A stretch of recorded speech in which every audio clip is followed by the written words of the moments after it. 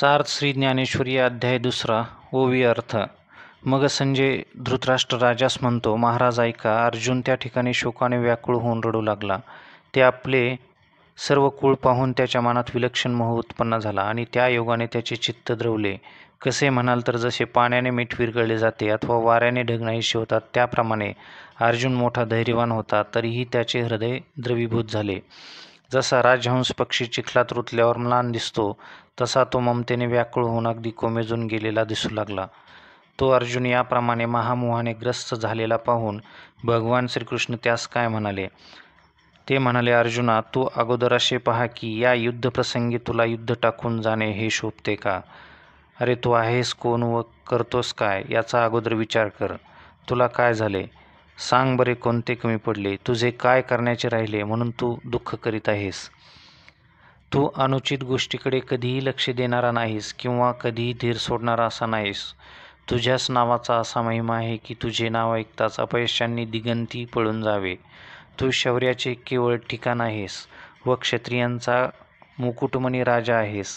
तुझ्या शौर्याचा तर तिन्ही लोकात दबदबा असून डंका गाजत आहे. तू युद्धात शंकरास जिंकलेस. 3.5 कोटी निवात कवच दैत्यांचा समूळ उच्छाद केला आणि चित्ररथ गंधर्वदिकाशी पराक्रमपूर्वक सामना करून त्यांना आपले यश त्या गंधर्वास गावयास विषय करून ठेवलेस. अर्जुना, तुझा पराक्रम इतका उत्कृष्ट आहे की तुझ्या पराक्रमाशी तुलना करून पाहिल्यास हे त्रैलोक्यही क्षुद्र दिसू लागते. तोच तू आज रणांगणावर येऊन वीरवृत्ती टाकून खाली तोंड घालून रडत बसला आहेस.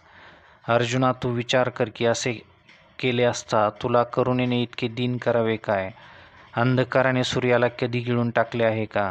किंवा वाऱ्यास मेघाचे भय कधी वाटले आहे का? किंवा अमृतास कधी मरण आहे का? किंवा लाकडाने कधी अग्नी गिळला आहे का?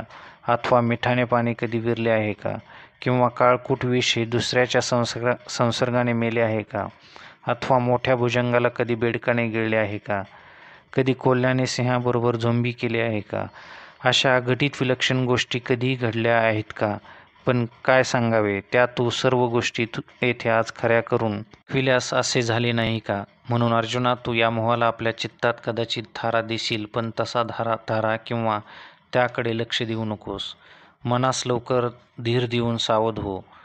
काय हा वेडेपणा? तो टाकून दे आणि हातात धनुष्यबाण घेऊन उठ, कारण या रणभूमीवर तुझ्या करुणेचा उपयोग काय? अर्जुना, अरे तू ज्ञाताना मग यावेळी विचार कसा करत नाहीस? अरे, युद्धाचे प्रसंगी कारुण्य म्हणजे दया करणे क्षत्रियास योग्य आहे का?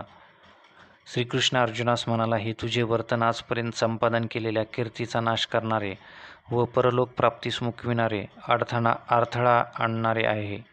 म्हणून अर्जुना, तू शोक करू नकोस. पूर्ण धीर धर आणि आप्ताविषयींचा हा विषाद सोडून दे. तुला असा खेद करणे शोभत नाही. तू आजपर्यंत जे काही यश संपादन केले आहेस त्याचा या योगाने नाश होईल. म्हणून तू अर्जुन, तरी आपले हित कशात आहे याचा नीट विचार कर. क्षत्रियाला ऐन युद्धप्रसंगी कृपाळूपणा उपयोगी नाही. हे कौरव काय आत्ताच तुझे नातलग झाले आहेत का? ही कौरव नातलग असल्याची गोष्ट तुला पूर्वी माहीत नव्हती का? हे नातेवाईक आहेत ही तू ओळखीत नव्हतास काय? मग आत्ताच या युद्धप्रसंगी व्यर्थ खेद का करतोस? आजचा हा युद्धप्रसंग तुझ्या जन्मात अपूर्व म्हणजे नवीन आहे का? तुम्हा परस्परातील कलहाचे निमित्त हे नेहमीचेच आहे. मग आत्ताच काय विशेष झाले? हा मोह तुला कसा कुठून उत्पन्न झाला कोण जाणे?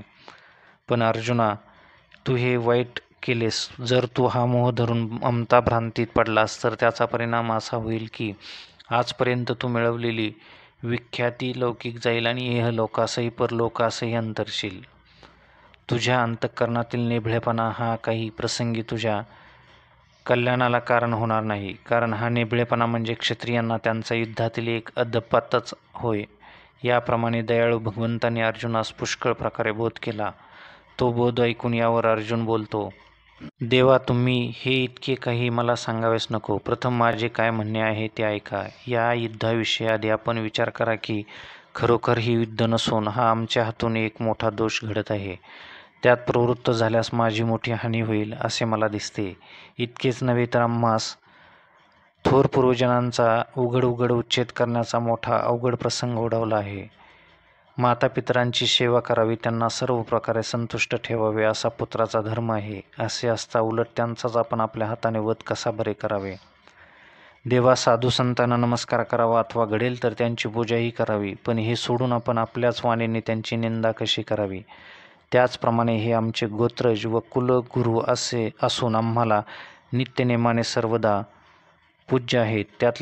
त्यात भीष्म द्रोणाचार्य याविषयी तर माझे मन अतिशय कळवळत आहे, कारण त्यांनी मला सदाचेच ऋणायत करून ठेवले आहे. देवा, ज्यांच्याविषयी मनाने आम्ही स्वप्नात देखील वैर धरू शकत नाही, त्यांचा आपल्याच हाताने प्रत्यक्ष घात कसा करावा? यापेक्षा आग लागो असल्या जिन्याला आज या सर्वांनाच असे झाले आहे तरी काय? कारण आम्ही जी शस्त्रविद्या यांच्यापाशी अभ्यास करून संपादन केली, तिचा उपयोग या सर्वांना मारण्याकडे करावा व त्याविषयीची आम्ही प्रतिष्ठा मिरवावी, हेच आमचे कर्तव्य. मी अर्जुन द्रोणाचार्याचा शिकून तयार झालेला शिष्य आहे. अर्थात त्यांनीच मला धनुर्विद्या शिकविली. त्या उपकाराने आभारी झालेला मीच त्यांना मारावे काय? अर्जुन म्हणतो, ज्यांच्या कृपेने आम्ही वरप्राप्ती करून घ्यावी त्यांच्याशीच मनाने कृतज्ञपणा करावे का? तर मग काय मी भस्मासूर आहे? देवा, समुद्र गंभीर आहे असं ऐकतो, पण तोही तसा वरकरणीच आहे, कारण तो कधीतरी क्षुब्ध झालेला प्रत्यक्ष दिसतो.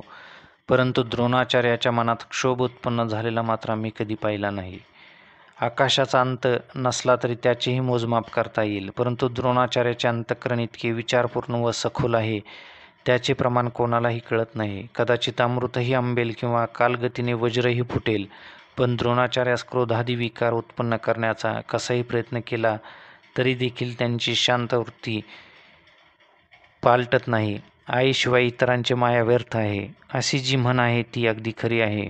पण या द्रोणाचार्याच्या ठिकाणी करुणा ही तर मूर्तिमंत वास करीत आहे. अर्जुन म्हणतो, अहो, हे आचार्य म्हणजे काय सांगावे? जणू दयेचे उगमस्थान आहे, सर्व गुणांचा केवळ महानिधी आहे व विद्येचे अमर्याद सागर आहे. अशा प्रकारे हे सर्व श्रेष्ठ कृपाळू आहेत. शिवाय आम्हाविषयी तर त्यांची कृपा किती आहे हे विचारू नका, कारण ते पूर्ण कृपावंत आहेत. असे असता त्यांचा घात करण्याच्या आमच्या मनात तरी आणता येईल का? अशांना रणात मारावे व मग आपण राज्य सुख उपभोगावे, ही गोष्ट माझ्या अंतःकरणापासून मनात तरी मुळी येत नाही.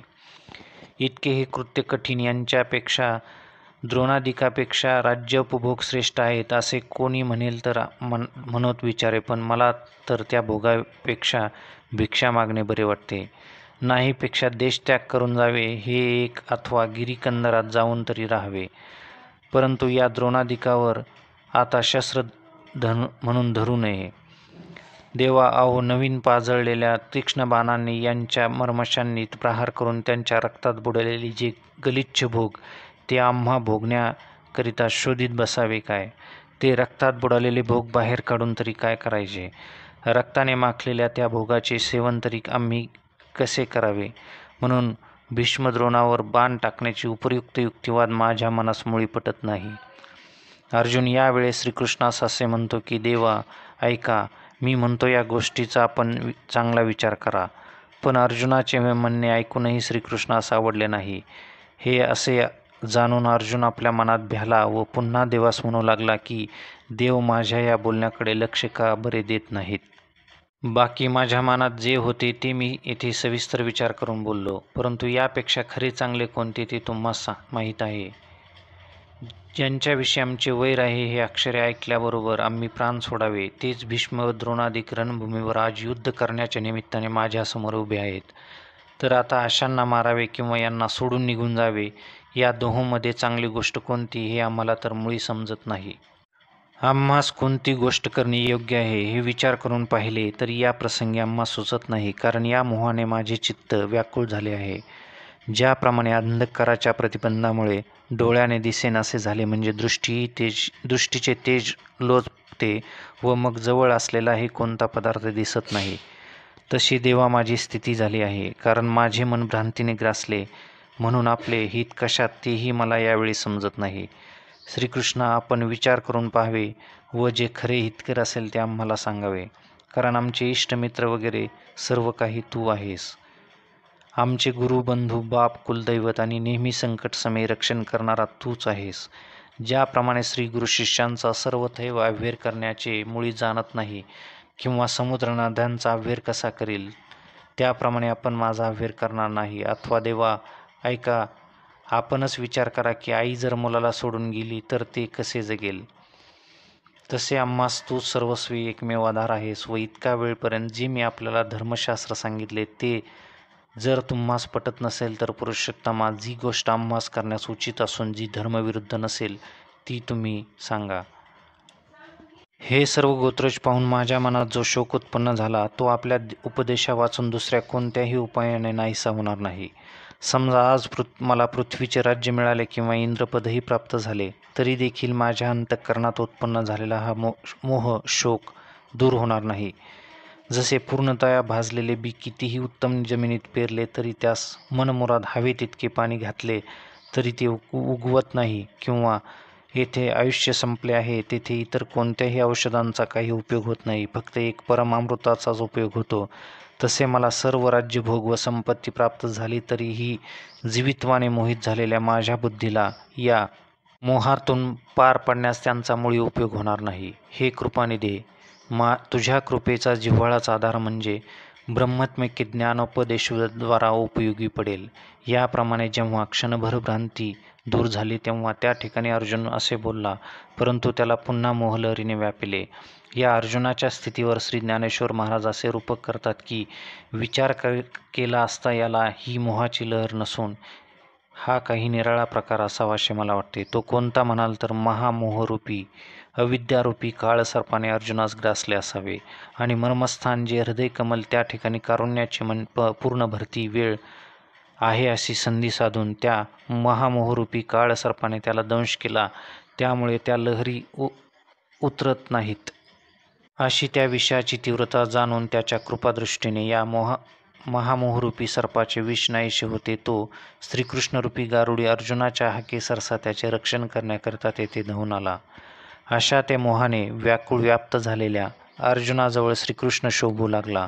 आता तो श्रीकृष्ण आपल्या कृपेने म्हणजे आत्मज्ञानोपदेशाद्वारा त्याचे सहज रक्षण करील. हा अभिप्राय मनात जाणला म्हणून मोह हाच कोणी एक सर्प आणि त्याने पार्थाला ग्रासले आहे असे हेतुपुरस्सर येथे मी रूपकाने कथन केले. आता दुसरे रूपक असे की जसा मेघपटलांनी सूर्याच्छादित व्हावा त्याप्रमाणे अर्जुन ह्यावेळी भ्रांतीने घेरला गेला होता आहे असे समजा. किंवा जसा उन्हाळ्यात वणव्याने डोंगर व्यापला जावा तसा अर्जुन दुःखाने अगदी जर्जर होऊन गेला. म्हणून अशावेळी वणवा लागलेल्या डोंगरावर जसे पाण्याने भरलेले निलवर्ण मेघ कोसळून तो शांत करावा तसा आधी स्वभावता अत्यंत सावळा वर्ण असलेला व कृपामृत रूप जलाने भरलेला असा तो महामेघरूप गोपाळ अर्जुनाकडे वळून आला. त्या श्रीकृष्णरूप मेघाच्या ठिकाणी शुभ्रदातांची प्रभा हीच कोणी एक वीज चमकत होती व त्याचे गंभीर भाषण हीच कोणी एक मेघगर्जना होती. असा तो श्री भगवान उदार मेघ आता कशी वृष्टी करील आणि त्या वृष्टीने दुःखाने पेटलेला अर्जुन पर्वत कसा शांत होईल आणि त्याला ब्रह्मज्ञानाचा नवा अंकुर कसा फुटेल ती कथा शांत व सावध चित्ताने ऐका, असे श्री निवृत्तीदास श्री ज्ञानेश्वर महाराज म्हणतात. पुढे संजय आणखी म्हणतो, राजा, पुन्हा तो अर्जुन शोकाकुल अंतःकरणाने काय बोलू लागला ते ऐक. अर्जुन खेदयुक्त अंतःकरणाने श्रीकृष्णास म्हणतो, देवा ऐका, आता आपण मला युद्ध करण्याविषयी कोणत्याही प्रकारे भीड घालण्याच्या भानगडीत पडू नका. आता स्वजनाशी मी निसंशय युद्ध करणार नाही हे पक्के समजा.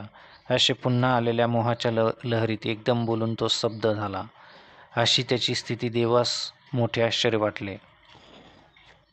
त्याची स्थिती पाहून देवास मोठे आश्चर्य वाटले. तेव्हा भगवान आपल्या मनात म्हणतात, ह्या प्रसंगी अर्जुनाने आपल्या मनाने हे काय आरंभिले कोण जाणे. प्रस्तुत अर्जुनाला काही कळेनासे झाले. याला काय करावे.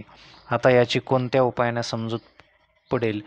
काय केले असता हा धैर्य धरील. जसा एखादा मांत्रिक पिशाच्चादिकांची निवृत्ती कशी होईल याचा विचारपूर्वक परीक्षा करतो, अथवा रोग सध्या आहे पाहताच वैद्य जसा निर्वाणीच्या अमृततुल्य दिव्य औषधाची तत्काळ योजना करतो, त्याप्रमाणे त्या दोनही सैन्यामध्ये स्थित असलेला भगवान श्रीकृष्ण कोणत्या उपायाने अर्जुन आपला मोह टाकेल याचा विचार करू लागला. याच्या या भ्रांतीजन्य शोकाचे कारण यथार्थ आत्मस्वरूपाचे अज्ञान आहे. त्याचा नाश केल्याशिवाय अर्जुनाच्या भ्रांतीजन्य दुःखाचा नाश होणार नाही. असा देव आपल्याशी निश्चय करून आईच्या रागात पुत्रप्रेम गुप्त रूपगाने भरलेले असते. त्याप्रमाणे भगवान प्रथम रागवल्यासारखे बोलू लागले. किंवा औषधाच्या कडवटपणातच जसा अमृताचा पुरवठा असतो पण तो वरकांती दिसत नाही तरी पण गुणावरून पुढे प्रकट होतो, त्याप्रमाणे वरकांती पाहता ऐकण्यास कठोर अशी दिसली तरी पण परिणामी सुरस म्हणजे अत्यंत हितकर अशी उपदेशाची भाषा देव बोलू लागले. मग देव अर्जुनास म्हणतात, आज आम्ही हे एक आश्चर्य पाहत आहोत, कारण युद्धसमयी तू अकस्मात मध्ये काय रंबिले आहेस ते आपल्याला तर मोठा ज्ञानी म्हणतोस, पण अज्ञान मूर्खपणा तर सोडित नाहीस. बरे, तुला एकदा गोष्ट शिकवावी म्हटले तर उलट तूच आम्हाला नीतीच्या शहाणपणाच्या गोष्टी सांगतोस. जन्मांधाला वेड लागल्यावर तो जसा सैरावैरा धावतो त्यापैकी तुझे हे शहाणपण मला दिसत आहे. तू स्वतः अगोदर तू आपल्या शुद्ध आत्मस्वरूपात जाणत नाहीस, पण या कौरवांकरिता मात्र शोक करू पाहतोस. ह्याचाच आम्हास वारंवार अतिआश्चर्य वाटते.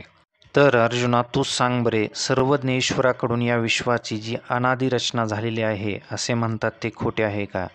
तूच या त्रैलोक्याचा पालन करता आहेस. अरे वेड्या, या सृष्टीत सर्वेश्वरीय शक्ती संपन्न असा एक ईश्वर आहे व त्याच्यापासून प्राणीमात्राची उत्पत्ती होते. असे जे जगामध्ये श्रेष्ठ म्हणतात ते सर्व व्यर्थ खोटे आहे का? तर मग आता असे झाले जणू काय जन्ममृत्यू तूच उत्पन्न केलेस, म्हणून तूच जर त्यांचा नाश केलास तर ते नाश पावतील असे म्हणायचे आहे काय? जरी भ्रममूलकतेने अहंकाराने ग्रस्त होऊन या कौरवांचा घात करण्याच्या आज तू मनात आणले नाहीस तरी हे चिरंजीव होतील का? सांग बरे. अर्जुना, असे समजू नकोस की तूच काय तो एक मारणार आणि बाकीचे हे सर्व मरणारे असे वास्तविक नाही. पण तशी भ्रांती कदाचित तुझ्या चित्ताला होईल, पण ती होऊ देऊ नको.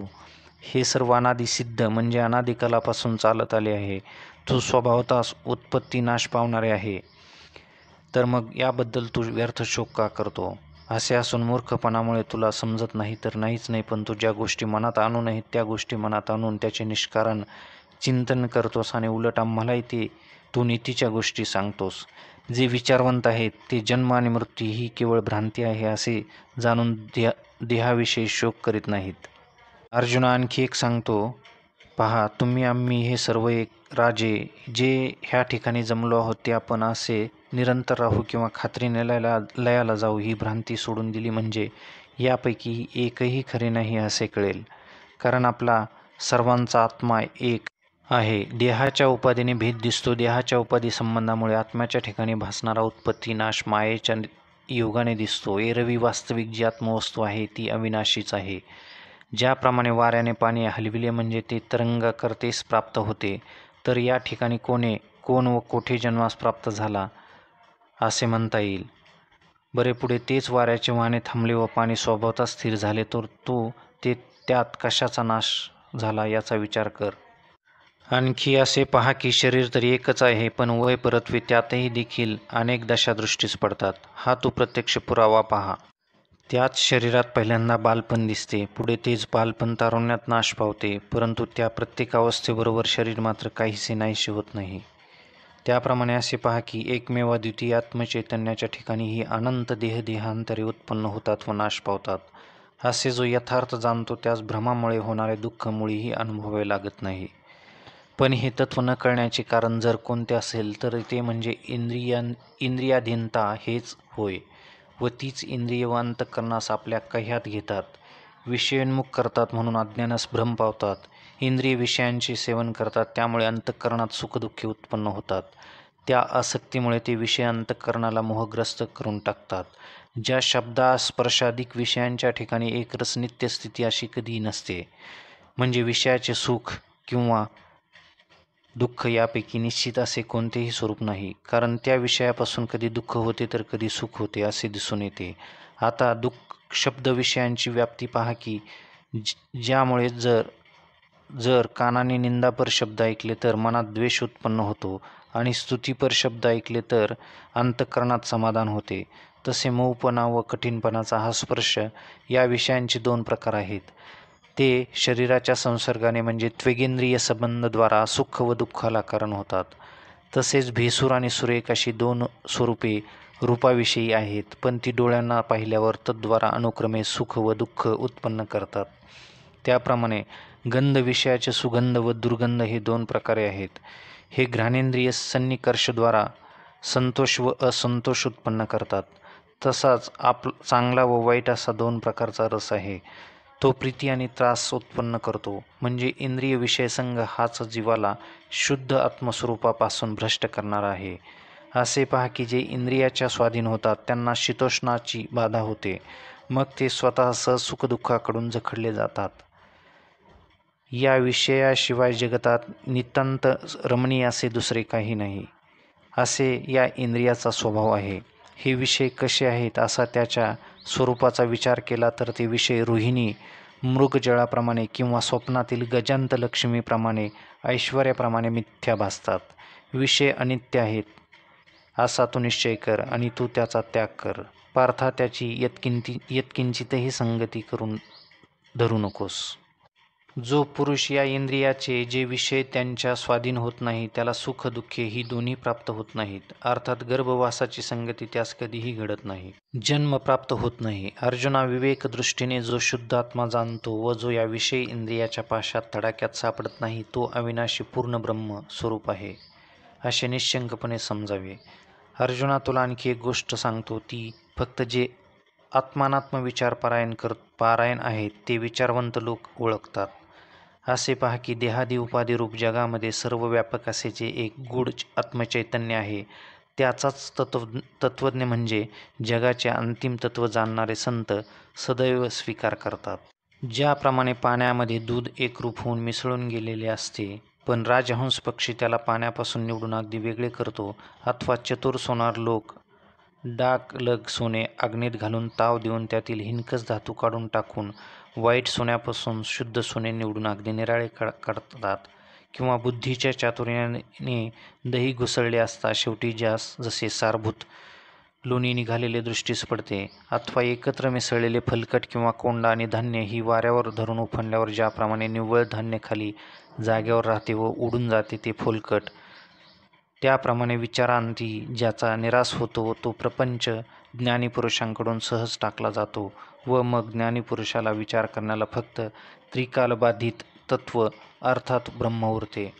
म्हणून त्यांची अनित्याच्या ठिकाणी सत्यत्व बुद्धी नसते, कारण नित्य व अनित्य या दोहांचाही निर्णय त्यांनी ओळखलेला आहे. त्याप्रमाणे शुद्ध आत्मचैतन्य आणि देहादी अनात्मा हे अविवेकाने एकत्र झालेले आहेत. त्या सत्यानृताच्या मिश्रणासच अनन्योध्यास म्हणतात. त्यांच्यात सत्य व मिथ्यारूपाने असलेल्या ज्ञानासच विचार म्हणतात. त्या विचाराच्या धारेवर धरले असता देहादी प्रपंचाचा तो मिथ्या असल्यामुळे वस्तुता अभाव होतो आणि सत्य ब्रह्मतत्व मात्र शिल्लक उरते. असा शुद्ध आत्मा आणि अनित्य देहादी संसार या दोहोतील भेद म्हणजे विवेकपूर्ण बिनचूक असा निर्णय ज्ञानीपुरुषांनी निश्चित केलेला असतो.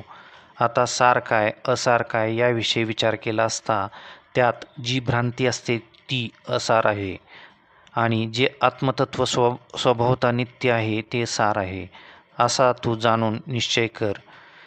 हा त्रैलोक्याचा आकार ज्या आत्मतत्वाचा विस्तार आहे त्याच्या ठिकाणी नाम रंग रूप ही चिन्हे मुळे नाहीत. जो नित्य कालपरिच्छेद्यरहित प्रध्वंसा भावरहित हे सर्व भाव सर्व व्यापक देहपरिच्छेदरहित अत्यंत भावरहित असून जन्ममरणादी षडभाव विकाररहित आहेत.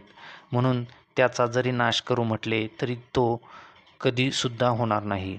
आणि अर्जुना, शरीर म्हणून जेवढे आहे तेवढे सर्वच्या सर्व स्वभावता नाशवंत आहे. ह्याकरिता तू युद्ध कर. या ठिकाणी युद्ध करण्याविषयी देवाने विधी केला नाही, फक्त अर्जुनाच्या युद्ध प्रवृत्तीस अनुमती दिली एवढेच. अरे तू देहाचा अभिमान धरून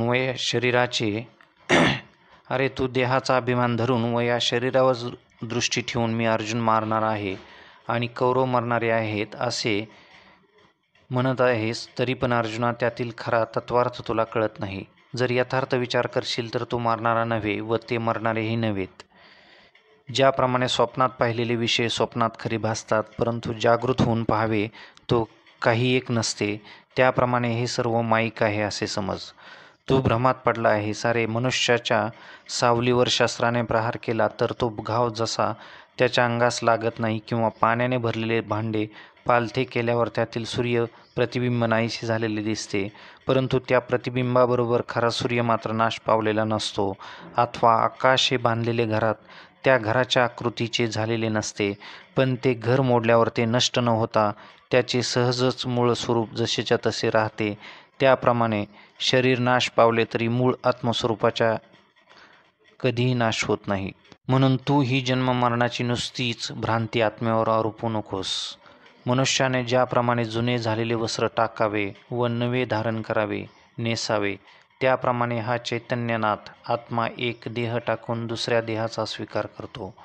तात्पर्य, आत्मचैतन्याच्या आश्रयावरच शरीराची जन्ममरण भ्रांती होते. निरवयव असल्यामुळे हा आत्मा जन्ममरणरहित असून नित्य, स्वतः सिद्ध, वस्तुतः कार्यकारणात्मक, उपाधिरहित व अत्यंत शुद्ध आहे. म्हणून याचा शस्त्रादिकांनी सुद्धा घात होत नाही. हा प्रलयकालाच्या पाण्यानेही बुडत नाही. हा अग्नीनेही जळणे संभवनीय नाही. तसेच वायूचा महाशोषण शक्तिप्रवाही येथे चालत नाही. म्हणून अर्जुना, हा आत्मा नित्यक्रियारहित व शाश्वत असून सर्व ठिकाणी सदा स्वयंप्रकाश व परिपूर्ण व्यापक रूपाने भरला आहे. हा आत्मा तर्कशास्त्राच्या दृष्टीने दिसणारा, अनुमानप्रमाणास विषय होणारा नव्हे. ध्यान जर याच्याच भेटीसाठी उत्कंठित झालेले असते. अर्जुना, हा मनास नेहमी दुर्लभ, साधनाने प्राप्त न होणारा, अनंत म्हणजे देश काल वस्तू परिच्छेदरहित व पुरुषोत्तम म्हणजे क्षराक्षर पुरुषात समव्याप्त असून त्या उभय उपाधीहून अतीत, केवळ निर्विशेष अनुभूतिरूप उत्तम पुरुष आहे. हा गुणत्रयरहित म्हणजे निर्गुण, निर्विशेष, उत्पत्तीरहित, विकाररहित, जगतादी किंवा रूपादी आकाररहित व वस्तुमात्राच्या स्वरूपात समव्याप्त आहे. अर्जुना, आत्मा हा असा आहे असे जाणावे. तसेच हा सर्वव्यापी आहे असे तू जाणलेस म्हणजे मग तुझा हा सर्व शोक आपोआप नाहीसा होईल. अथवा असे पहा की अर्जुना, आत्मा अविनाशी आहे हा विचार कळत नसल्याने असे न मानता तो नाशवंत आहे असे जरी तू मानलेस तरी देखील तुला शोक करण्याचे कारण नाही. कारण गंगेच्या पाण्याचा ओघ ज्याप्रमाणे अविच्छिन्न आहे त्याप्रमाणे उत्पत्ती, स्थिती आणि लय याचा क्रमप्रवाही अखंड आहे. या तिन्ही अवस्थेत आत्मा अखंड व नित्य आहे. ते गंगेचे पाणी उगमाच्या ठिकाणी खंड पावलेले नसते. पुढे ते समुद्राला जाऊन एकसारखे मिळत असते आणि जात असताना मध्यंतरी वाहत्या प्रवाहातही ते पाणीच जसे दिसते. त्याप्रमाणे उत्पत्ती, स्थिती व लय ही तिन्ही प्राणिमात्राच्या नेहमी बरोबर आहेत. त्यांचा प्रवाह प्राणिमात्रास कोणत्याही वेळी थांबवता येत नाही असे समज. म्हणून तुला येथे सर्वांकरिता किंवा यातील कोणाकरिताच शोक करावयास नको. कारण स्वभावतः हा असा सृष्टिक्रम अनादिसिद्ध म्हणजेच आरंभापासून चालत आलेला आहे. प्राणिमात्र जन्ममरणाच्या अधीन आहेत असे पाहून जर म्हणणे तुझ्या मनाला पटत नसेल तरी पण यातील कोणाविषयी तुला येथे शोक करण्याचे कारण नाही. कारण हे जन्ममृत्यू अपरिहार्य अटळ आहे असे तू समज. अरे, जे जन्मास आले ते नाश पावणार व नाश पावलेले पुन्हा जन्मास आल्याचे दिसते. ही जन्ममरण परंपरा रहाटगाडग्याप्रमाणे सतत चालू आहे. अथवा सूर्याचे उदयास्त ज्याप्रमाणे आपोआप निरंतर होत जात असतात त्याप्रमाणे या जगात हे जन्ममरण कोणालाही अनिवार्य आहे, टळत नाही. महाप्रलयाच्या वेळी या त्रैलोक्याचाही संहार होतो, म्हणून उत्पत्ती व नाश हे टळत नाही. जर आत्म्याला आदी व अंत मानित असलास तर मग खेद का करतोस? अर्जुना, तू शहाणा असून समजून उमजून का वेड्यात का शिरतोस? अर्जुना, आणखी एक गोष्ट तुला सांगतो. पुष्कळ प्रकाराने विचार करून पाहिले असता तुला येथे दुःख करावयाचे काहीच कारण दिसत नाही. अरे, असे पहा की हे सर्व प्राणी उत्पत्तीपूर्वी निराकार होते, मग जन्ममरण केल्यावर ते आकाराला प्राप्त झाले. मग ते जेथे लय पावून जातात तेथेही तू निसंशय दुसऱ्या स्थितीत जात नाहीस, तर पूर्वीच्या आपल्या अव्यक्त स्थितीला प्राप्त होतोस. आता मध्यंतरी जन्म व मृत्यू या दोन अवस्थांमध्ये जे दुसरे व्यक्त प्रत्यक्ष गोचर झालेला आकार हा निजलेल्या मनुष्याला ज्याप्रमाणे स्वप्न दिसते त्याप्रमाणे होय. तसाच हा जगदाकार मायेच्या योगाने सत्य ब्रह्मस्वरूप अधिष्ठानावर भासतो. किंवा वायूचा पाण्याला स्पर्श झाल्याबरोबर जल जसे लाटांच्या आकाराने भासते किंवा दुसऱ्याच्या इच्छेने सुवर्णाच्या ठिकाणी अलंकाराचा आकार व्यक्त होतो त्याप्रमाणे सर्व साकार व्यक्त जगत महाकार्य म्हणजे मिथ्या अनिर्वचनीय उत्पन्न झाले आहे असे समज. जसा आकाशात मेघांचा पडदा भासतो, अरे जे मुळात नाही त्याबद्दल तू रडतोस त्याला काय म्हणावे. तर नित्य असे जे एक ब्रह्मचैतन्य त्याकडे लक्ष दे. त्याचे आत्मतत्वाने ज्ञान संपादन करून घे.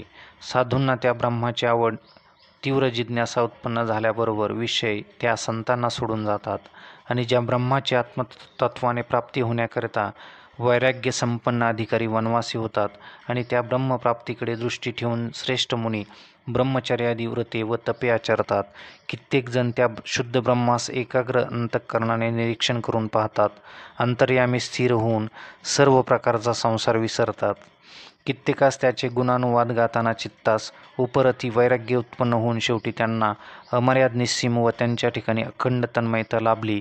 कोणी एक तर त्यांचे स्वरूप वर्णन ऐकून शांत होतात व देहाभिमानरहित देहभान विवर्जित होतात आणि कोणी ब्रह्मात्मैक्य साक्षात्कार रूप अनुभवाने तर तृप्तेस प्राप्त होतात. ज्याप्रमाणे नद्यांचे सर्व ओघ समुद्रास मिळतात, परंतु समुद्रात समावेश होण्यास जागा नाही म्हणून मागे परतल्या असे केव्हाही नाही, त्याप्रमाणे हा थोर योग्यांच्या बुद्धी ब्रह्मसाक्षात्काराबरोबर तद्रूप होतात, पुन्हा संसाराला देहतादात्म्य भ्रांतीला प्राप्त होत नाहीत.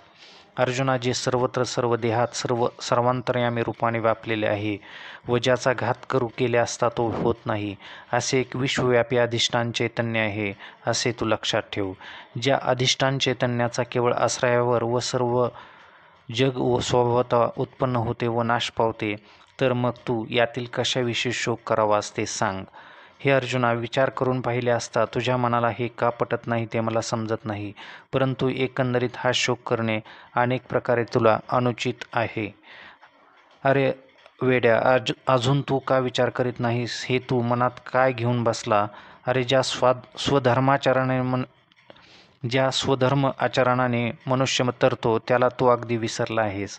असे समज की ह्या ठिकाणी सर्व मेले किंवा तुझ्यावर काही प्रसंग ओढवला अथवा सगळे जगही बुडून नाहीसे झाले तरीही स्वधर्म म्हणून जो एक आहे तो केव्हाही टाकता येत नाही. त्याचा त्याग केल्यावर तुझ्या या कृपाळूपणाने तू तरला जाशील याचा विचार कर. अर्जुना, तुझे चित्त जरी दया उत्पन्न झाल्यामुळे विरघळून गेले आहे तरी तसे होणे हे या युद्धप्रसंगी अयोग्य आहे. गायीचे दूध उत्तम आहे तरी ते पथ्याला घेऊ नये असे वैद्याने सांगितले असता जर ते नवज्वरातल्या मनुष्याला दिले तर विश्वत बाधक होते. त्याप्रमाणे भलत्या वेळी भलत्या ठिकाणी भलतेच कर्माचरण केले तर त्याच्या हिताचा नाश होतो. म्हणून तू आता सावध हो. अनाधिकाऱ्याने कोणताही व्यवहार वा साधनोनुष्ठान केले तर त्या व्यवहाराचे साधनाचे उचित फल त्यास प्राप्त होत नाही, फलनाश होतो. म्हणून अधिकारानुरूप वेदविहित व्यवहारात साधनात प्रवृत्त होणे अवश्य आहे, हे यातील तात्पर्य आहे. तू व्यर्थ शोकाकुलका होतोस आणि ज्याचे आचरण केले असता कोणतेही काळी दोष लागत नाही त्या आपल्या स्वधर्माकडे लक्ष दे. ज्याप्रमाणे सरळ मार्गाने चालले म्हणजे जसा कधीही अपाय पोचत नाही किंवा दिव्याच्या उजाडांच्या सह्याने चालले असता अडखळत नाही, त्याप्रमाणे अर्जुना स्वधर्माने वागले असता त्याच्या सर्व इच्छा सहज पूर्ण होतात. म्हणून ह्यासाठी तू असे समज की तुम्हा क्षत्रियांना संग्रामा वाचून दुसरे काही योग्य नाही. मनात कपट न धरता समोरासमोर उभे राहून एकमेकावर प्रहाराला प्रतिप्रहार करून युद्ध करावे, हे असो प्रत्यक्ष तुला माहीत आहे. त्या ज्ञात गोष्टीविषयी आणखी काय सांगावे?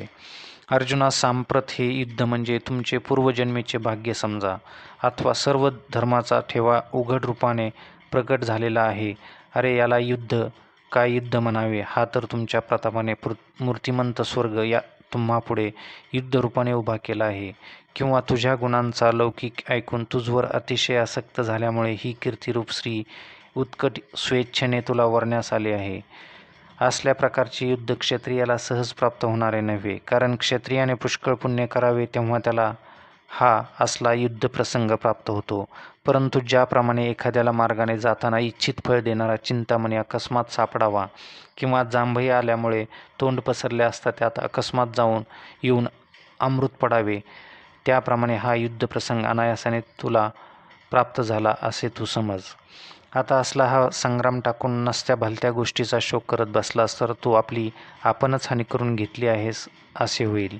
ह्या रणाच्या ठिकाणी जर तू आज शस्त्र टाकून दिलेस तर पूर्वजांनी जोडून ठेवलेली पुण्यकीर्ती तू स्वतः घालविलीस असे होईल. इतकेच नव्हे तर तुझ्या असलेल्या कीर्तीचाही नाश होईल व सर्व जग तुझी निंदा करेल आणि मग अनेक मोठाले दोष तुला शोधित येऊन गाठतील. ज्याप्रमाणे पतिविरहित स्त्री सर्वतोपरी तिरस्करणीय होते, त्याप्रमाणे स्वधर्मा वाचून स्वधर्मत्यागी जीविताची तशी दशा होते. अथवा रणात प्रेत पडले म्हणजे ज्याप्रमाणे चोहकडून त्याला गिधाडे फाडतात, त्याप्रमाणे स्वधर्मविहीन मनुष्याला महादोष व्यापून टाकतात. एवढ्याकरिता जर तू प्रस्तुत प्राप्त झालेल्या आपल्या धर्माचा त्याग करशील तर तुला पाप लागेल आणि कल्पांतापर्यंतही अपकीर्तीचा डाग नाहीसा होणार नाही. जोपर्यंत अपकीर्ती झाली नाही तोपर्यंत व्यवहार ज्ञान सज्जनाने जगावे. असे असता तू सांग की आता या संग्रामातून कसे परत फिरावे. मत्सरहित होऊन दयायुक्त अंतःकरणाने माघारी फिरशील खरा, परंतु ह्या सर्वांना ती गोष्ट वा तुझी स्थिती ही मुळी पटणार नाही. हे कौरव तुला चोहीकडून चारी बाजूने घेरतील व तुझ्यावर बाणाचा वर्षाव करतील. मग त्या प्रसंगी ह्या तुझ्या कणवळपणाने काही तुझे सुटका होणार नाही. इतके करूनही जर कदाचित तू मोठ्या कष्टाने ते प्राण संकटातून तुझी सुटका झाली तरी ते तसे जगणे मरणापेक्षाही वाईट आहे. आणखी एका गोष्टीचा तू विचार करीत नाहीस. तू या ठिकाणी मोठ्या उत्सुकतेने लढण्यासाठी आला आणि दया उत्पन्न झाल्यामुळे आता तू माघारी परत जाण्यास फिरलास तर तुला सांग की तुझे ते दयाळूपण हे तुझे दुर्जन वैरी जे कौरव त्यांच्या मनाला खरे वाटेल का? हे म्हणतील, गेला रे गेला, अर्जुन आम्हाला भिवून पळून गेला. अरे असा हा तुझ्यावर लोकोपवाद नाही राहिला तर तो चांगला आहे का सांग. वाटेल त्याने कष्ट करून प्रसंगी आपले प्राणही खर्ची घालतात, पण लोक कीर्तीचे संपादन करून वाढवितात. तो अनुपमेय व निष्प्रतिबंध कीर्ती तुला सायास न करता पुरती लाभली. हे तुला आकाश जसे अद्वितीय तशी ही अमर्याद व उपमारहित कीर्ती तुझ्या ठिकाणी आहे व तुझे गुणही उत्तम आहेत अशी तिन्ही लोकात ख्याती आहे. देशदेशांतरीचे राजरजवाडे स्तुतीपाठक होऊन तुझीच गुणकीर्ती गातात. ती ऐकून यमादिक देखील तुला भितात. असा त्या तुझ्या कीर्तीचा महिमा गंगेच्या पाण्याप्रमाणे निर्मळ व गहन आहे आणि तो पाहून व ऐकून जगातील मोठमोठ्या युद्धांना कीर्ती संपादन करण्याचा तो एक मार्ग झाला आहे. असा तुझ्या अपूर्व शौर्याचा महिमा ऐकून हे सर्व कौरव आपल्या जीविताची आशा सोडून प्राणावर उदार झाले आहेत. ज्याप्रमाणे सिंहाची गर्जना ऐकल्यावर मदोन्मत्त हत्तीलाही प्रलय काळ ओढवला असे वाटते, त्याप्रमाणे ह्या सर्व कौरवास तुझा धाक वाटतो. ज्याप्रमाणे पर्वत वज्राला किंवा सर्प गरुडाला भयप्रद समजतो, त्याप्रमाणे हे कौरव तुला नेहमी मानतात. तेव्हा आताच तू युद्ध न करता जर माघारी फिरशील तर ही तुझी थोरवी महती नाहीशी होईल व मग तुझ्या अंगी हीनत्व प्राप्त होईल. पळून जाऊ लागलास तर तुला हे जाऊ देणार नाहीत. तुला धरून आणून तुझी फजिती करतील आणि तू ऐकत असता तुझ्या तोंडावर तुझी अतिशय निंदा करतील. ते मर्मभेदक शब्द ऐकून मग अंतःकरण विदीर्ण होण्यापेक्षा आता शौर्याने का युद्ध करू नये. जर ह्यांना तू जिंकलेस तर पृथ्वीचे राज्य भोगशील, अथवा ह्या रणामध्ये युद्ध करताना तुझे प्राण खर्ची पडले तर अनायासाने सहज स्वर्गसुख प्राप्त होईल. अर्जुना, ह्याबद्दल आता विचार करीत बसू नको, तर उठ आणि हातात धनुष्य घेऊन लवकर युद्धास आरंभ कर. हे पहा, या स्वधर्माचे आचरण केले असलेले दोषपातके नाश पावतील. असे असून या धर्म युद्धापासून मला पातक लागेल हा भ्रम तुझ्या मनात कुठून उत्पन्न झाला कोण जाणे. तूच सांग की नावेने कधी कुणी बुडेल का, किंवा चांगल्या रस्त्याने जात असता कधी ठेच लागून अडखळेल का. परंतु कदाचित एखाद्यास नीट चालता येत नसेल तर तेही होईल. तो मात्र कदाचित ठेच लागून पडण्याचा संभव आहे. दूध प्याल्याने मरण येणार नाही हे दूधच, परंतु विषासह सेवन केले तर त्या दुधात सेवन करणारास मरण येईल. त्याप्रमाणे स्वधर्माचे आचरण केल्याने दोष मात्र लागतील, पण मनात फलकामना धरली असेल तर. म्हणून अर्जुना, फलेच्छा सर्वथैव सोडून क्षत्रिय धर्माने युद्ध कर, म्हणजे पातकाचा लेशही तुला लागणार नाही. सुख प्राप्त झाले असता संतोष मानू नये, दुःख प्राप्त झाले असता खेद मानू नये आणि मनात लाभ व हानी धरू नये. ह्या युद्धात आपल्यास जय मिळेल किंवा आपला देह सर्वथैव नाहीसा होईल ह्या पुढील गोष्टीचे अगोदर चिंतन करीत बसू नये. आपल्याला विहित अशा स्वधर्माने वागत असताना जर जे बरे वाईट प्रसंग प्राप्त होतील ते निमूटपणे सहन करीत जावे. अशा रीतीने मनाचा निश्चय करून तू युद्ध केलेस तर तुला दोष सहज घडणार नाही. म्हणून तू निसंदिग्धपणे आता युद्धास आरंभ कर. येथपर्यंत हा ज्ञानयोग तुला संक्षिप्तपणे सांगितला. आता बुद्धियोग म्हणजे निष्काम कर्मयोग निश्चित सांगतो. तू ऐक. बुद्धियोग म्हणजे नित्यनैमित्तिक कर्माची जी स्वर्गादी फले त्याची इच्छा न धरता ईश्वरार्पण बुद्धीने स्वकर्म म्हणून कर्म करणे, याचे नाव बुद्धियोग. नित्यनैमित्तिक कर्मास दोन फाटे फुटतात. सकाम बुद्धीने कर्म केले तर स्वर्गादी लोक प्राप्त होतात आणि तेच कर्म निष्काम बुद्धीने केले तर वैराग्य, चित्तशुद्धी, विविदिशा, हरिकृपा, हरिगुरुकृपा, ज्ञानाद्वारा मोक्षप्राप्ती होते. अर्जुना, ज्यास निष्काम कर्म करण्याची हातवटी साधली म्हणजे त्याला कर्मबंध मुळी बाधत नाही. ज्याप्रमाणे अंगात वज्र कवच चिलखत घातले म्हणजे शस्त्रांची वृष्टी सहन करता येते, इतकेच नव्हे तर त्याला त्याच्या अंगाला शस्त्राचा स्पर्शही न होता खात्रीने विजयी होऊन राहता येते. त्याप्रमाणे इहलोकाचे भोग्य सुख नाहीसे न होता मोक्षही अंतरत नाही, तो खात्रीने ठेवल्यासारखा आहे.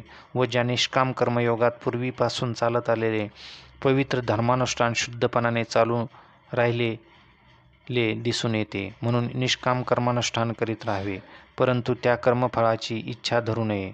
जसा पंचाक्षरी मंत्रवेत्ता असल्यामुळे भूतापासून बाधा पावत नाही, त्याप्रमाणे कर्मफळाच्या ठिकाणी आसक्ती न ठेवता निराभिमान बुद्धीने कर्म करण्याची सद्बुद्धी पूर्णपणे आपलीशी झाली म्हणजे प्राप्त झाले असता ह्या उपाधीत असूनही उपाधी त्याला जन्ममरणद्वारा बाधा करू शकत नाही. योगी ज्या परमतत्वरूप ब्रह्मस्थितीस प्राप्त होतात, अर्थात जेथे पुण्य पापादी कर्मजन्य अदृष्टाचा प्रवेश होत नाही, जे सूक्ष्मातिसूक्ष्म आहे, जे चिरस्थिर आहे आणि सत्वरजतम या त्रिगुणादिकांचा ज्यास मुळी स्पर्श होत नाही. अर्जुना, ते परब्रह्मतत्व ज्या बुद्धीचे अंतिम साध्य आहे, अशी सद्बुद्धी जर अनंत जन्मीच्या पुण्याच्या बलाने थोडीशीच अंतःकरणात प्रकटत झाली तर तेवढ्याने सर्व संसार भय नाहीसे होते. दिव्याची ज्योत ज्याप्रमाणे लहान असते तरी पण मोठा प्रकाश पडतो, त्याप्रमाणे ही सद्बुद्धी अल्प जरी असली तरी तिला लहान समजू नये. अर्जुना, जे विचार निष्णात ज्ञानी आहेत ते अशा बुद्धीची अनेक प्रकारे उत्कट इच्छा करतात, कारण ती सद्बुद्धी सहज प्राप्त होण्यासारखी नाही, तर फार दुर्लभ आहे. ज्याप्रमाणे इतर दगडासारखे परिस काही पुष्कळ सापडत नाहीत अथवा लेशमात्र अमृत प्राप्त होण्यास देखील तसा दैवयोग लागतो, त्याप्रमाणे परमेश्वर प्राप्तीतच जिचे अंतिम परिवसन होते, अशी ही सद्बुद्धी फार दुर्लभ आहे. ज्याप्रमाणे गंगेचे परिवसन निरंतर समुद्र आहे, त्याप्रमाणे अर्जुना, जिला ईश्वर प्राप्ती वाचून दुसरी काहीही प्राप्ती नाही, अंतिम साध्य नाही, अशी ती जगतामध्ये एकच बुद्धी सद्बुद्धी आहे असे जाण. इच्छाशिवाय इतर बुद्धी त्या दुर्बुद्धीही होत, की ज्या बुद्धीत फार विकार उत्पन्न होतात. अशा बुद्धीच्या ठिकाणी जे अविचारी आहेत तेच नेहमी रममाण होतात. म्हणून अर्जुना, त्याच अविवेकी लोकांना स्वर्ग, संसार किंवा नरकावस्था प्राप्त होते, परंतु त्यांना आत्मसुखाचे मुळीच दर्शन होत नाही. ते पूर्वमीमांसक वेदाच्या आधाराने अर्थात प्रमाणपूर्वक बोलतात व दुर्दैवाने वेदाच्या स्थावक वचनावर जोर देऊन केवळ कर्मयोगाचे श्रेष्ठत्व स्थापन करतात. परंतु ज्या कर्मजन्य स्वर्गादी फलावर लोभ ठेवतात, ते असे म्हणतात की मृत्यूलोकी जन्मास यावे, यज्ञाधिक कर्मेच करावीत व आल्हाददायक असे स्वर्गसुख भोगावे. अर्जुना, ते दुर्बुद्धी लोक नेहमी असे म्हणतात की या लोकात जीवाला स्वर्गसुखा वाचून प्राप्त करून घेण्याच्या साधनानुष्ठान वाचून दुसरे कर्तव्य नाही, आणखी दुसरे सुख मुळीच नाही. ते दुर्बुद्धीचे लोक कामनासक्त होऊन फलाभिलाष भाराने दडपून जाऊन व केवळ भोगजन्य सुखावर चित्तवृत्ती नजर ठेवून सकाम कर्मे करतात व अनेक प्रकारची क्रियात्मक अनुष्ठाने विधीचा मुळीच लोप होऊ न देता ती शेवटास नेण्याकरता फार दक्षतेने धर्माचरण करतात. परंतु अर्जुना, ते एकच गोष्ट फार वाईट करतात, ती ही की ते मनामध्ये स्वर्गाची इच्छा धारण करतात आणि यज्ञभोक्ता जो ईश्वर त्याला विसरतात. ज्याप्रमाणे कापोराचा ढीग करावा आणि मग त्याला आग लावून द्यावी, अथवा मिष्ठान्नात काळकूट विष मिसळावे, किंवा दैवयोगाने मिळालेल्या अमृताचा घडा पायाने लाथ मारून लवंडून द्यावा, त्याप्रमाणे धर्मानुष्ठानाने संपादन केलेला धर्म क्षणिक फलप्राप्तीची इच्छेने वाया घालवितात. अर्जुना, विचार कर की मोठ्या परिश्रमाने पुण्य संपादन करावे, मग संसाराची क्षणिक इच्छा का करावी, याचे आश्चर्य वाटते. परंतु काय करावे हे त्या अज्ञानी लोकांना सद्बुद्धी प्राप्त झाली नसल्यामुळे समजत नाही. अरे उत्तम स्वयंपाकाविना नाना तऱ्हेचे चांगला स्वयंपाक उत्तम स्वयंपाकी नाना तऱ्हेचा चांगला स्वयंपाक तयार करून तो लोभाने द्रव्य घेऊन विकते. त्याप्रमाणे हे अविचारी लोक सुखोपभोगासाठी अनेक परिश्रम करून संपादलेला हत्तीचा धर्म निष्फळ दवडतात. म्हणून अर्जुना वेदांतील अर्थवादात मग्न झालेल्या त्या लोकांच्या मनात सर्व प्रकारे ही दुर्बुद्धीच वास करते, हे लक्षात असू दे. तू निश्चयाने असे समज की वेद सत्व रज व तम या 3 गुणांनी व्याप्त भरलेले आहेत. म्हणून सर्व उपनिषदांची मात्र ती ज्ञानप्रधान असल्यामुळे सत्वगुणांमध्ये गणना केली जाते. धनुर्धरा, बाकीचे वेदाचे लोक ज्यामध्ये कर्म उपासना इत्यादिकांचे निरूपण केलेले आहे ते सर्व रज व तम या गुणांनी युक्त, कारण ते केवळ स्वर्गसूचक आहेत. म्हणून तू असे पक्के समज की रजतमात्मक भाग केवळ सुखदुःखांनाच कारण आहे व ह्याकरिता तू आपले मन कदाचित तेथे शिरू देशील, पण तेथे तसे जाऊ देऊ नकोस. तू ह्या त्रिगुणांना टाकून दे. मी व माझे असा अहंमाध्यास धरू नकोस. अंतःकरणात एका आत्मस्वरूप सुखाला विसरशील, पण विसरू देऊ नकोस. जरी वेदात पुष्कळ गोष्टी सांगितल्या आहेत व अधिकार भेदाने अनेक प्रकारचे साधन मार्गही सुचविले आहेत, तरी त्यातील आपण आपले ज्यात हित असेल तेच तेवढे घ्यावे. जसे सूर्योदय झाल्यावर सर्वच्या सर्व रस्ते दृष्टीस पडतात, परंतु त्या सर्वच रस्त्यांनी का मनुष्य चालतो, अथवा सर्व भूतल जरी जलमय झाले तरी आपण आपल्या गरजेपुरते त्यातील पाणी घेतले पाहिजे. त्याप्रमाणे ज्ञानी जे आहेत, जे विचारवान मुमुक्ष आहेत, ते वेदार्थाचा विचार करतात. मग वेद तात्पर्यविषयीभूत व आपल्याला अपेक्षित अशा शाश्वत ब्रह्मतत्वाचाच तेवढा स्वीकार करतात. म्हणून अर्जुना, ह्या सर्व गोष्टींचा विचार करून पाहिले असता तुला आता स्वकर्म निश्चित फलप्रद आहे. आम्ही सर्व गोष्टींचा विचार करून पाहिला तेव्हा आमचे मनास हे असेच उचित म्हणून आले की तू आपले विहित असे कर्तव्य कर्म सोडू नको, मात्र कर्मफळाची इच्छा ठेवू नकोस आणि निश्चिद्ध कर्माकडेही प्रवृत्ती होऊ देऊ नको. हे सत्कर्माचेच निष्काम वृत्तीने आचरण करावेस. अर्जुना, तू निष्काम कर्मयोगाने युक्त होऊन फळाची इच्छा टाकून मन लावून वेदविहित कर्मे करावीस. परंतु दैवानुकूलतेने आरंभिलेले सर्व कर्मे जरी त्या दैवयोगाने यथासांग पूर्ण झाले तरी त्याचा विशेष संतोष मानावा हेही नको, किंवा कोणत्याही कारणाने ते कर्म सिद्धीस न जाता तसेच राहिले तरी त्याबद्दल मनात असंतोष मानू नकोस. आरंभिलेले कर्म करताना जर शेवटास गेले तर ते खरोखर आपल्या उपयोगालाच आले, परंतु कदाचित विघ्न येऊन अपुरे राहिले तरीही ते सफल झाले असे समज. कारण जेवढे म्हणून आपल्या हातून कर्म घडेल ते तेवढे सर्व ईश्वराला अर्पण केले म्हणजे ते सहजरित्या पूर्ण झाले असे समज. आणखी असे की पूर्ण अपूर्ण किंवा चांगल्या व वाईट कर्माच्या बाबतीत मनोधर्म सारखा समतोल राहणे ही योग्य स्थिती आहे. तिची ज्ञाते लोक वाखाणणी करतात. अर्जुना, अशा चित्ताची जी समता तेच योगाचे सार तात्पर्य आहे असे तू समज. ज्या समतेत मन, क्रिया व बुद्धिज्ञान यांचे ऐक्य असते, अर्जुना, त्या बुद्धियोगाविषयी विचार करू लागले असता अहंकारयुक्त व फलेच्छासहित हा सकाम कर्मयोग पुष्कळ प्रमाणाने कमी योग्यतेचा असतो. परंतु त्या कर्माचे निरहंकार व निष्काम बुद्धीने आचरण केले तर हा बुद्धियोग साध्य होतो. कारण या कर्माची जी उत्तरावस्था म्हणजे कर्म पर्यवसानारूप जी अवस्था तीच स्वाभाविक योगस्थिती आहे. म्हणून अर्जुना, बुद्धियोग श्रेष्ठ आहे आणि त्याचेच ठिकाणी तू निश्चल हो आणि मनाने फलप्राप्तीच्या आशेचा त्याग कर. ज्यांची बुद्धियोगाकडे प्रवृत्ती झाली तेच भवातून पार पडले आणि तेच पाप व पुण्य या दोन्ही स्वरूपाच्या बंधनातून सुटले. अर्जुना, ते कर्माचे अनुष्ठान तर करतात, पण ते कर्माच्या फळाची इच्छा धरीत नाहीत. म्हणून त्यांच्या जन्ममरणाच्या एरझारा पार संपतात, म्हणजे जन्ममरणाच्या फेऱ्यातून सदाची सुटका होते. हे अर्जुना, मग ते बुद्धियोगानुष्ठान करणारे लोक सर्वोपद्रवविरहित ब्रह्मानंद भरीत अडळ अविनाशी अशा पदास पावतात. तेव्हा तू स्वजनांच्या मोहाचा त्याग करशील आणि तुझ्या मनात आपणहून वैराग्य सहज उत्पन्न होईल. तेव्हा तू उपर्युक्त स्थितीस प्राप्त बुद्धियोगयुक्त होशील. मग त्या योगाने निर्दोष आणि गहन असे आत्मज्ञान उत्पन्न होईल व त्यामुळे तुझे अंतःकरण सर्व प्रकारे सहज निरीच्छ होईल. त्या अवस्थेत आणखी काही ज्ञान मिळवावे किंवा पूर्वी मिळविलेले ज्ञान व पुन्हा आठवावे हे सर्व अर्जुना सहज थांबेल. इंद्रियाच्या संगतीने जी बुद्धी चंचल होत असते ती पुन्हा आत्मस्वरूपी स्थिर होईल. केवळ समाधी सुखाचे शुद्ध आत्मसुखाच्या ठिकाणी जेव्हा तुझी बुद्धी स्थिर होईल तेव्हा तुला सर्व योगस्थिती प्राप्त होईल. त्यावेळी अर्जुन म्हणाला, देवा कृपानिधी, आता ह्याबद्दलच्या खुलासा मी जी विचारेन ती कृपा करून सांगावे. मग श्रीकृष्ण म्हणतात, अर्जुना, जे तुला योग्य वाटेल ते खुशाल विचार. असे म्हटल्यावर अर्जुन श्रीकृष्णास म्हणाला, स्थितप्रज्ञ ज्यांची बुद्धी स्थिर आहे तो कोणाला म्हणावे व त्यास कसे ओळखावे हे उघड करून सांगा. ज्याला स्थिर बुद्धी म्हणतात व जो निरंतर समाधी सुख भोगतो तो कोणत्या चिन्हाने ओळखावा, तो कोणत्या स्थितीत असतो व कोणत्या प्रकारे वर्तन करतो हे कृपा करून सांगावे.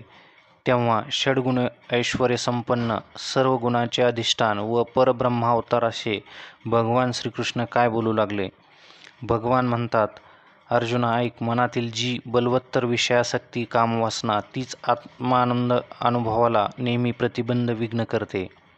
जो सर्वदा सुखतृप्त असून ज्याचे अंतःकरण आत्मज्ञानाने आनंदाने भरलेले आहे, पण ज्या कामाच्या संगतीने पुरुष विषयासक्त होऊन दीन केला जातो, तो काम ज्याच्या मनातून पूर्णतया निवृत्त होऊन गेलेला असतो, ज्याचे मन आत्मसंतोषात म्हणजे आत्मानंदात रममाण असते, तो पुरुष स्थितप्रज्ञ स्थिरबुद्धी आहे असे जाणावे. नाना प्रकारची दुःखे प्राप्त झाली असता ज्याच्या मनात त्रास उत्पन्न होत नाही आणि जो सुखाच्या इच्छेमध्ये मुळी अडकून राहत नाही, अर्जुना, त्या सत्पुरुषाचे अंतःकरणातून कामक्रोध सहज नाही तसे झालेले असतात व त्या पूर्ण अवस्थेस पोचलेल्या पुरुषास केव्हाही भयाचे देखील मोहित नसते. अशा प्रकारे जो कार्यकारणात्मक उभय उपाधीचा निराश करून केवळ परिपूर्ण भेदरहित आत्मरूप झालेला असतो, तो पुरुष स्थिर बुद्धी आहे असे समजावे. पौर्णिमेचा परिपूर्ण चंद्र जसा आपला प्रकाश देतेवेळी हा चांगला हा वाईट असे म्हणत नाही, तर सर्व लोकांस सारखा प्रकाश देतो, तसा सर्वांशी सदैव सारखे वर्तन ठेवतो. त्याप्रमाणे अखंड समता आणि प्राणिमात्राविषयी ज्याच्या चित्तात दया असते, ज्याच्या चित्ताची स्थिती कोणत्याही वेळी पालटत नाही, दैववशात काही चांगले प्राप्त झाले तरी त्याच्या संतोषाने तो वश होऊन त्यात अडकत नाही आणि प्रतिकूल विषयाच्या प्राप्तीपासून दुःखाच्या तावडीत सापडत नाही, असा हर्षशोकरहित असतो व नेहमी आत्मानुभूती संपन्न असतो, तो स्थिरबुद्धी आहे असे समज. किंवा कासव आनंदात असताना आपले हातपाय जसे पसरते अथवा वाटेल तेव्हा आपल्यापण आवरून घेते, त्याप्रमाणे ज्याची इंद्रिय स्वाधीन आहेत व तो आपल्या इच्छेप्रमाणे जशी आज्ञा करेल तसे वागतात, त्याची बुद्धी स्थिरतेस पावली आहे असे समज. अर्जुना, आणखी एक मौजेची गोष्ट सांगतो ती ऐक. जे साधक व विषयांचा नियमाने निग्रहपूर्वक त्याग करतात, श्रोत्रादी इंद्रियांना आवरतात, परंतु जिभेला मात्र निग्रहाने आवरीत नाहीत, ते ह्या विषयांकडून हजारो प्रकारांनी वेढले जातात. एखाद्या वृक्षाची वरची पालवी खोडली आणि त्याच्या मुळाला पाणी घातले तर वृक्षाचा नाश कसा होईल? तो वृक्ष जसा उदकाच्या बळाने अधिक आडव्या अंगाने फोफावतो, त्याप्रमाणे ह्या रचनेच्या द्वारे म्हणजे हवा तसा अन्नरस घेतला असता अंतःकरणात विषय वासना पोचल्या जाऊन अधिकच पुष्ट होतात. जसे इतर इंद्रियाचे विषय निग्रहाने कमी केले असता कमी होतात, पण त्याप्रमाणे जिव्हेचा रस हा विषय हट्टाने कमी करता येत नाही, कारण या वाचून शरीर जिवंत राहणे शक्य नाही. पण या रसनेंद्रियाचा विषय तुटावा कसा असे म्हणशील तर अर्जुना, जेव्हा साधक श्री सद्गुरु कृपेने परब्रह्माच्या अपरोक्ष अनुभवाद्वारा ब्रह्मरूप होईल तेव्हा रसनेंद्रियाची लालसा शिथिल होईल. मग अशाही रसनेचे सहज नियमन होऊ शकते.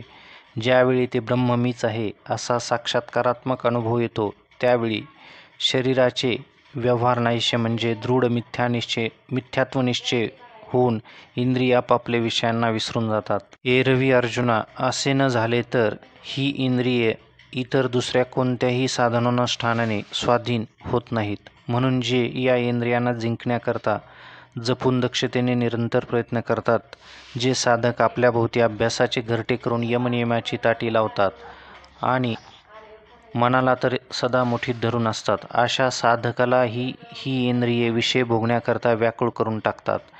एवढा या इंद्रियाचा प्रताप आहे. ज्याप्रमाणे मांत्रिकास जखीन हाडळ भुलून चुकविते, हे विषय रिद्धिसिद्धीच्या रूपाने योग्याला प्राप्त होतात व इंद्रिय संबंधद्वारा योग्याचेही मने भ्रष्ट करतात. त्याप्रमाणे इंद्रियाच्या कचाट्यात मन सापडले तर ते मन पंगू झाल्यामुळे अभ्यास जागच्या जागी राहतो, असा हा इंद्रियाचा प्रताप आहे. म्हणून अर्जुना ऐक, जो सर्व विषयांची आसक्ती सोडून या इंद्रियांना सर्वतोपरी दमन करून आपल्या स्वाधीन ठेवतो व ज्याचे अंतःकरण विषयांच्या सुखाने भुलून फसले जात नाही, तोच योगनिष्ठा प्राप्त होण्यास योग्य अधिकारी आहे असे जाण. कारण तो नेहमी आत्मज्ञानाने संपन्न होऊन राहतो व अंतःकरणात मला कधीही विसरत नाही. एरवी कोणी एखाद्याने शब्दादी बाह्य विषयांचा स्वीकार तर केला नाही, पण मनात जर विषयांची थोडीशीही वासना असेल तर त्याला आरंभापासून शेवटपर्यंत सर्व संसार जन्ममरणाचा फेरा आहे, तो चुकत नाही. विष हे सेवन करतेवेळी जरी थोडे असले तरी ते परिणामी फार होते व ते शरीरात पसरून जीवाचा निसंशय नाश करते.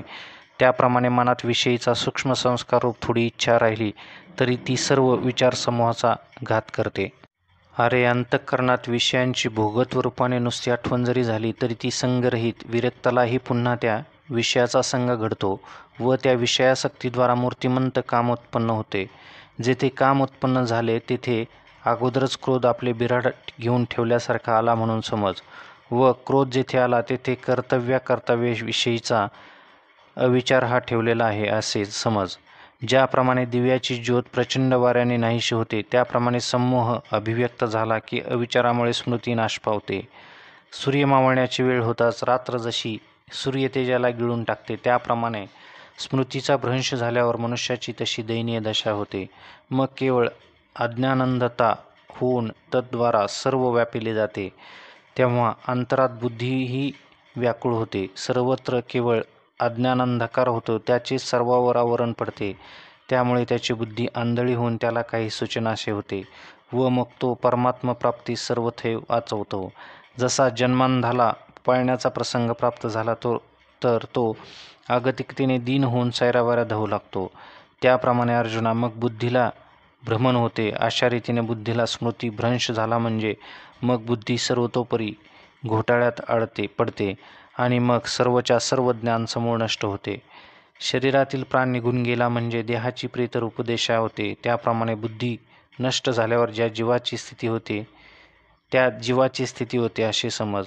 म्हणून अर्जुना ऐक, जळणाला ठिणगी लागली व ती एकदा का भडकली म्हणजे मग ती जशी त्रिभुवनाला देखील जाळण्यास समर्थ असते, त्याप्रमाणे विषयांचे स्मरण अंतःकरणाकडून चुकूनही यत्किंचित जरी झाले तरी एवढा हा अनर्थ त्यास शोधित येतो. म्हणून साधकाने पूर्णपणे मनातून हे सर्व विषय काढून टाकावे. अर्थात विषयातील अनित्यत्व, जडत्व, मिथ्यात्वादी दोष दर्शनाने त्यापासून परावृत्त व्हावे. म्हणजे राग, प्रीती आणि द्वेष हे आपोआप नाही तसे होतात. अर्जुना, आणखी एक गोष्ट तुला सांगतो. राग द्वेष नाहीच तसे झाल्यावर जरी इंद्रिय विषयांच्या ठिकाणी रममाण झाले तरी ते विषय सिद्धीला बाधक होत नाहीत. ज्याप्रमाणे आकाशातून सूर्य हा आपल्या किरणरूपी हातांनी साऱ्या जगाला स्पर्श करतो, परंतु त्यांच्या संसर्गदोषाने सूर्य लिप्त होतो काय, त्याप्रमाणे जो ज्ञानवान विषयांच्या ठिकाणी मिथ्यात्व निश्चयामुळे उदासीन, आत्मानंदात निमग्न व कामक्रोधापासून अलिप्त असतो आणि ज्याला विषयामध्येही आपल्या आत्मस्वरूपाहून भिन्न असे दुसरे काही दिसत नाही, त्याला विषय तरी कसले आणि बातील तरी कोणाला. अरे, जर पाण्यात पाणी बुडेल, अग्नीने अग्नी जळेल, तर मात्र तो परिपूर्णता अवस्थेस पावलेला पुरुष विषयांच्या संगतीने लिप्त होईल. अशा प्रकारे जो आपण स्वतः शुद्ध आत्मस्वरूप होऊन राहतो तो अचल प्रज्ञे स्थिर बुद्धी आहे असे संदिग्धपणे समज. ज्या ठिकाणी मनाची निरंतर पूर्ण शांती आहे तेथे ह्या सर्व संसार दुःखाचा प्रवेश होत नाही. ज्याचे उदरातच अमृताचा झरा उत्पन्न झाला त्याला जशी तहानभुकेची कधी पीडा भय नसते, त्याप्रमाणे ज्याचे अंतःकरण प्रसन्न आहे त्याला दुःख कसले आणि ते होणार तरी कुठून, कारण तेथे त्याची बुद्धी आपोआप परमात्मस्वरूप स्थिर होऊन राहते. ज्याप्रमाणे निवाऱ्यातील दिव्याची ज्योत मुळी कधी हलत नाही, त्याप्रमाणे योगयुक्त म्हणजे जो स्थिर बुद्धी आहे तो आत्मस्वरूप समाधीमध्ये निश्चल रत असतो. हा योगयुक्तीचा म्हणजे योगबुद्धीचा विचार ज्याच्या अंतःकरणात नाही त्याला शब्दाधिक विषय आपले पाशात गोवून घेतात.